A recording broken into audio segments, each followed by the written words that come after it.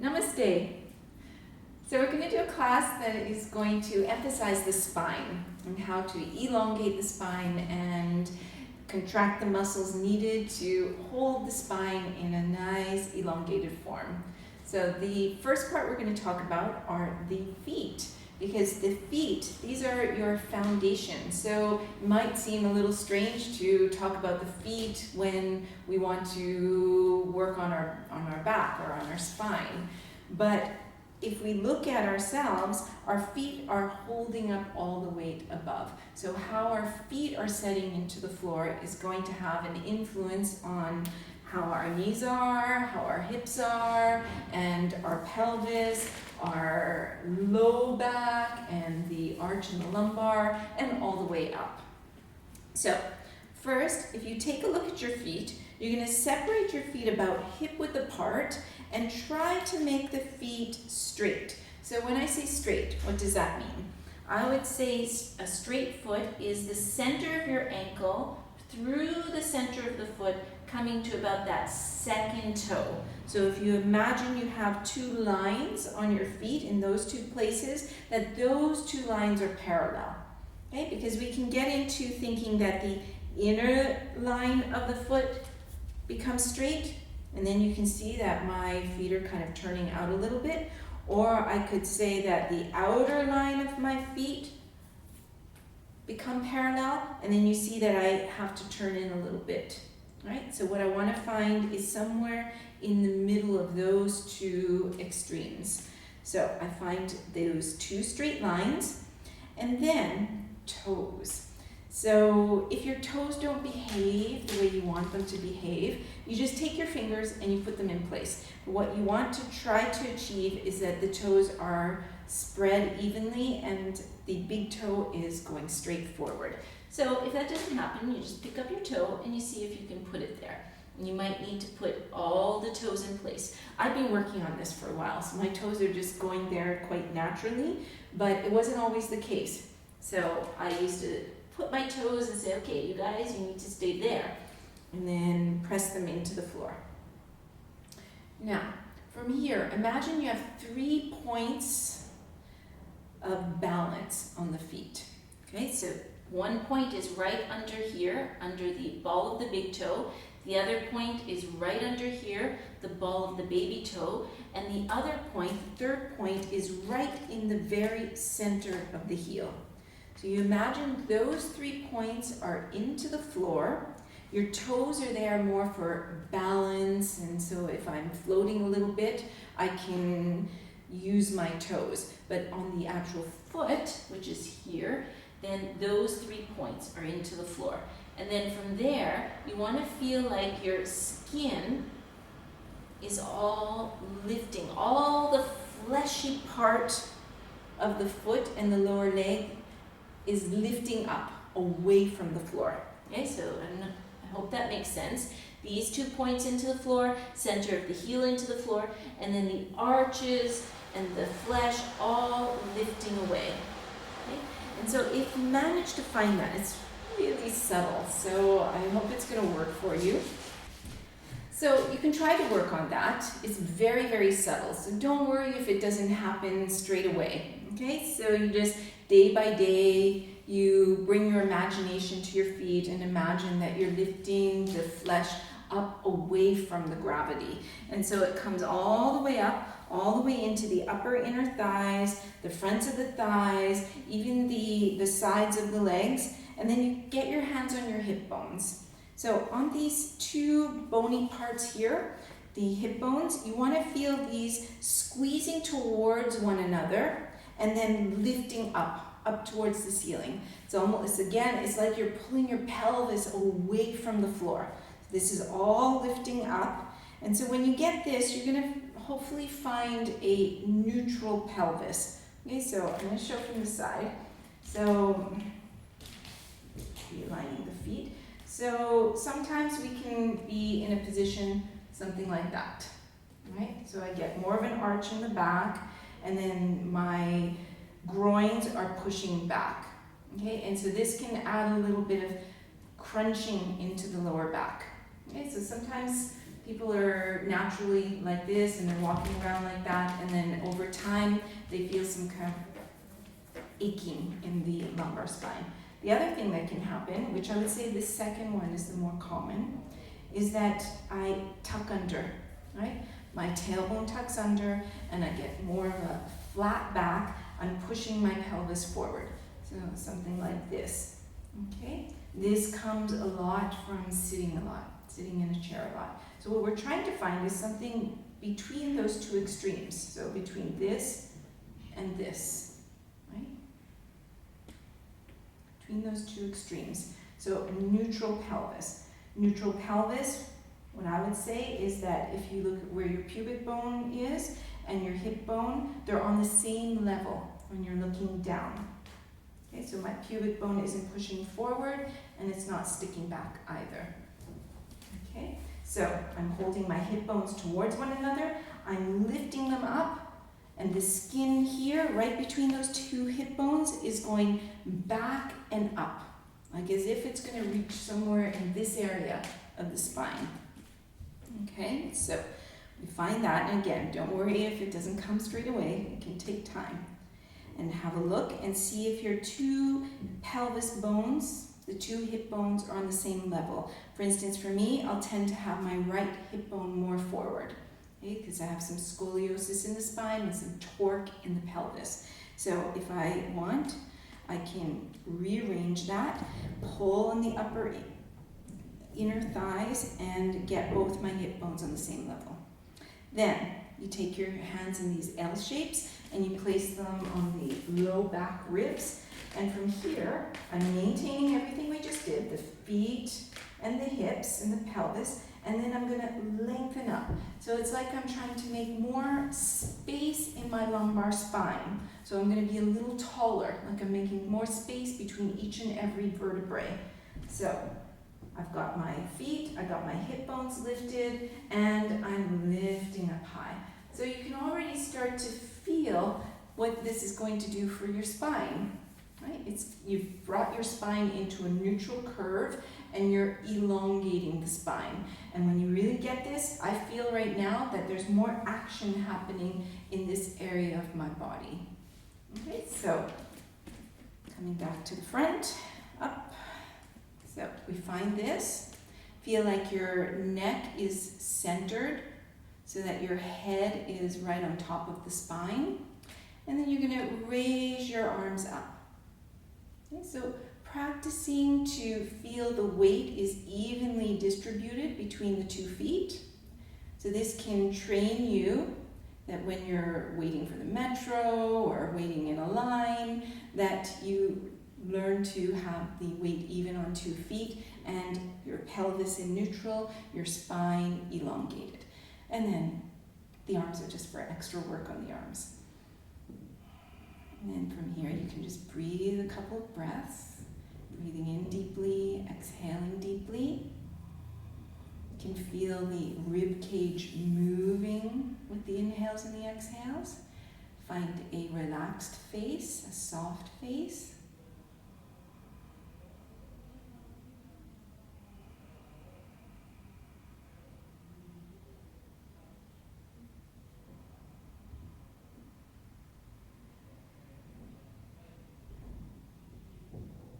Then exhale, release the arms. And now we're going to learn to do this on 1 foot. So we've got a chair here. So you bring yourself towards your chair and you can bend your right knee and then lift the foot and place it on your chair. Okay, so if it's possible, you're going to keep the knee straight. And then from here, I want to rearrange again, see if I can stand in a nice straight line. So I check my foot, feel like my foot is evenly spread on the floor. Those 3 points are pushing down. The flesh is lifting up. My inner upper thighs are lifting up. And then I want to look at my hips. Don't fall over. So I want to look at my hips and see that they're level. I want to lengthen my ribs up feel that contraction at the pelvic floor and lower abdominals, and then my leg is straight. So I can stay here.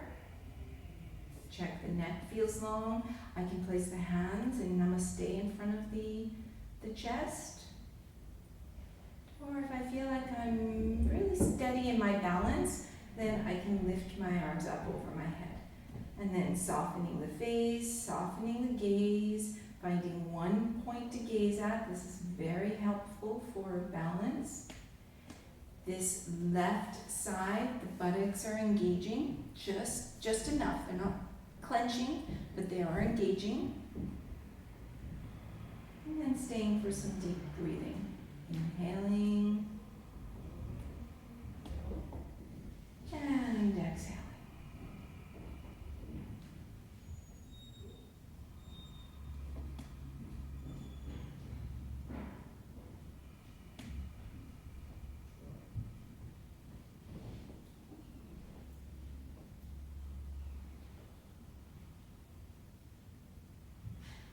Exhale to release. Bending that upper knee and placing it back on the floor, hip width apart. And then bending the left knee, picking it up, placing it on the chair. I didn't talk about that on the other side, but I would try to keep the foot flexed or ankle straight so that you don't have torque in the ankle.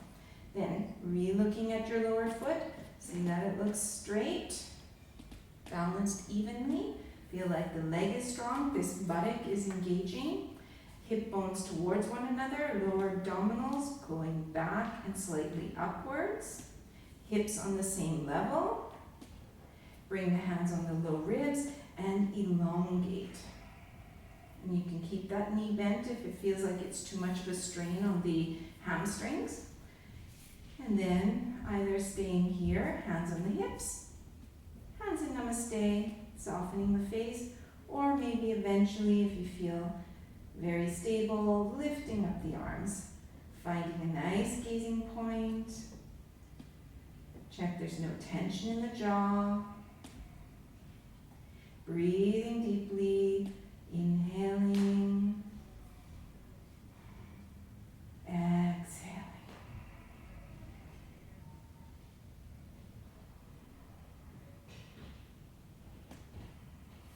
Learning to stabilize your spine with the muscular effort. It might feel like a lot of effort now, but once you train your body, it'll stay there without really very much effort. And exhale, release the arms, bending at the knee, and coming back.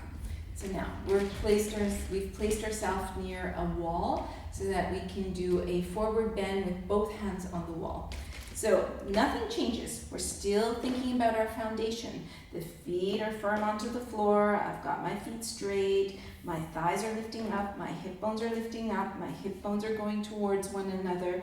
I'm elongating in the lumbar spine. So now, this time you're going to take your hands on your hips, push the lower abdominals in with your fingers like this, and then keeping the lower abdominals in, keeping the elongation in the spine, you're going to start to tilt forward.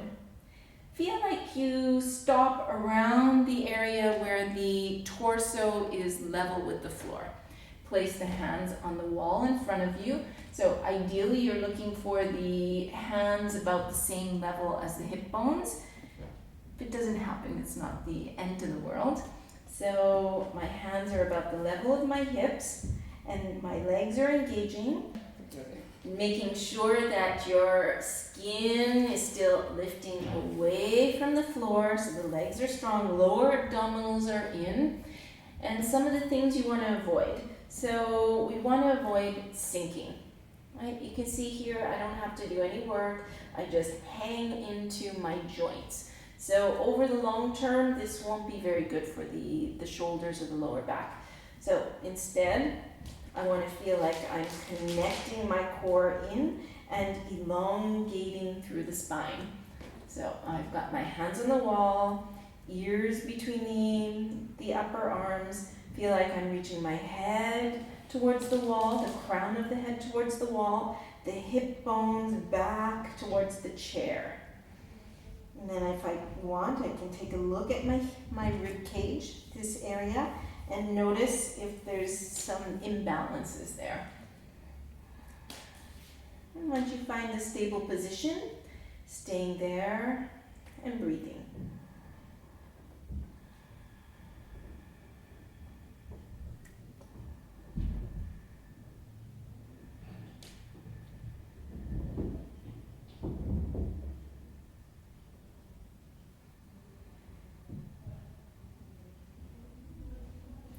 And then after some breaths, bend the knees and push away from the wall and come up to stand.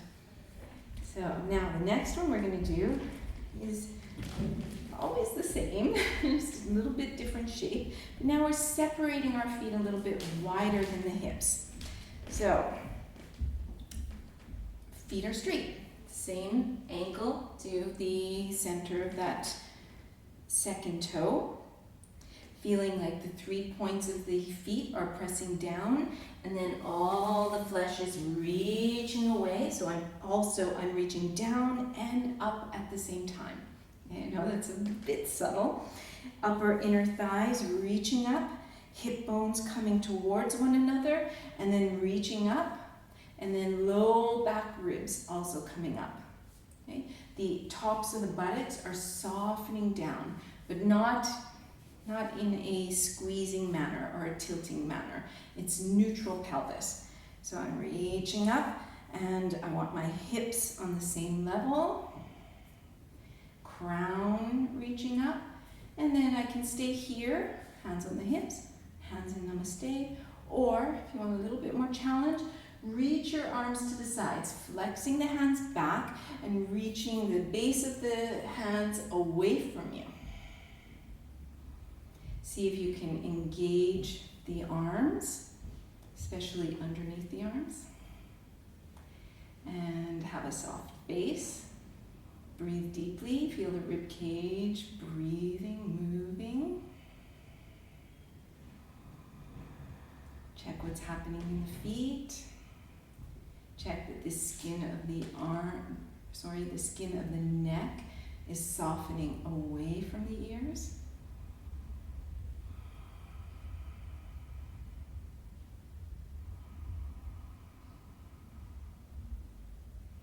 A nice steady gazing point and enjoy breathing and enjoy feeling the muscles active in the body.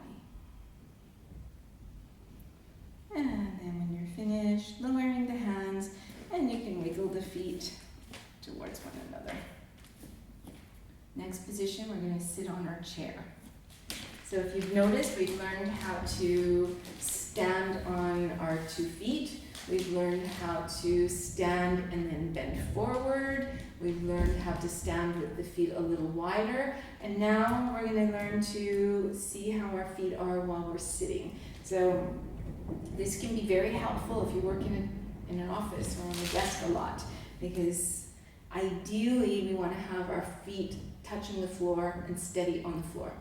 So feet hip width apart, knees can be over the heels approximately, and then trying to sit tall. So if you notice, I'm not leaning into the back of the chair, right? In a way, we think maybe we shouldn't have made any chairs with the backs, right? We should just have stools to sit on, because if we sit on a stool, then we're going to engage our body. With the back of the chair, we tend to be something like that, and then we're with our head forward and we're typing like this. So don't go on the back of your chair. Go halfway into the chair or even a little further forward. So the feet are level, knees are over the heels, hands are on the thighs, and then see if you can activate again. Feel like your hip bones are coming towards one another, lower abdominals going in and up, low back ribs lifting up, crown lifting up. And not in a strenuous way. You want to feel like it's effortless effort. So you feel steady, but you also feel easeful. You want the mind to feel aware, but also calm. So in this one, if it's comfortable for you, you can close the eyes. Concentrate on your breath. See if you can notice that the rib cage is moving with the breath. It moves forward, moves to the sides, and moves back. And a little bit up and down as well.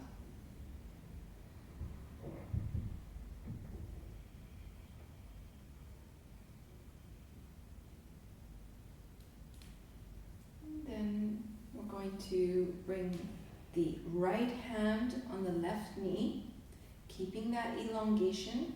Stretch our left arm out to the side, and you can push into your knee, but don't allow the knee to move with the pressure. So your knee is resisting the pressure of the hand. So you're pressing the knee and the hand towards one another. Lengthen, inhale, exhale, twisting. And then notice if you still feel like the weight is even in the two sitting bones. Sometimes we'll end up being something like this. So I want to make sure both sitting bones have equal weight. Turning to look towards the side or closing the eyes and enjoying the breath.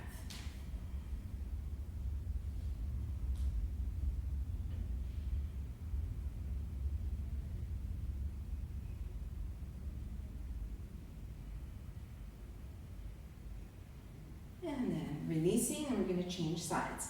Left hand on the outside of the right knee, right arm out to the side, elongating through the spine, feeling the lower abdominals in, jaw is relaxed, face is relaxed, and either closing the eyes or finding a nice steady place to gaze at.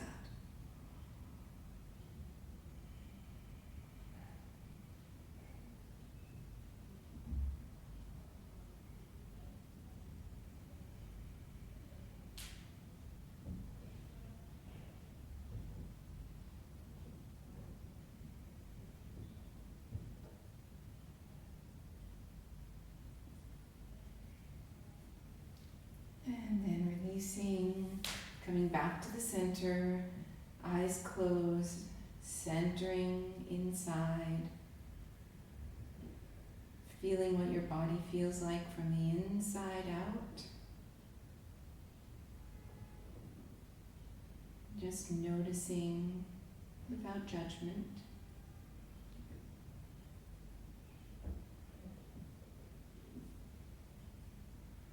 Bring the hands in front of the chest.